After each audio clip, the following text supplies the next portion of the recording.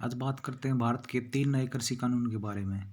तो पहला कौन सा है? द फार्मर ऑन प्राइज यानी कि empowerment and the production agreement on price assure and service act. ये क्या है? 2020 कृषि उपज व्यापार और वाणिज्य यानी संवर्धन और सुविधा कानून है। किसी भी ट्रेडिंग कंपनी को बेच सकते हैं, ऑनलाइन भी बेच सकते हैं। उससे पहले हमें क्या करना पड़ेगा? किसानों को एपीएमसी मंडी से एक सर्टिफिकेट लेना होगा, अपनी फसल की जांच करवा कर उसे सर्टिफिकेट लेना होगा। किसान चाहे तो अपनी फसल को ऑनलाइन भी बेच सकता है। दूसरा कौन सा है?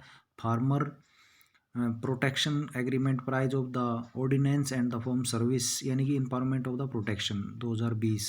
हिंदी में बोलें तो मूल्य आश्वासन और कृषि सेवाएं सस्तीकरण और संरक्षण समझौता बोलते हैं जिसे। ये एक कोरम और 5 साल का होता है एग्रीमेंट होगा ये। इसमें किसान जो है ना ट्रेडिंग कंपनी को कॉरपोरेट का एक कोरम या 5 साल के लिए एग्रीमेंट कर सकता है।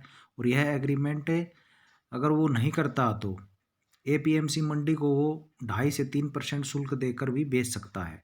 और तीसरा कानून है द एंस्टेलियन अमेंडमेंट 2020 आवश्यक वस्तु संशोधन कानून है जो कौन सा है? 1995 सेक्शन 3 के तहत कॉमोडिटी एक्ट के थ्रू लिया गया है। इसमें potato, onion, pulse, kernels, oil, seeds and foods oils जो हैं वो इसके अंदर भंडारण कर सकते हैं।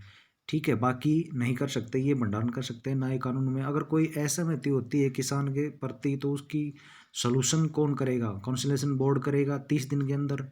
उससे भी नहीं होता तो फिर एसडीएम यानी सीनियर डिवीजन मजिस्ट्रेट करेगा। और फिर बाद में कलेक्टर जो होता है वो लेवल बोर्ड की मीटिंग होगी, उसकी ये भी 30 दिन के अंदर ही होना चाहिए। उसके बाद इसको कोर्ट में ले जाया जा सकता है। तो ये 3 कानूनों के बारे में जानकारी।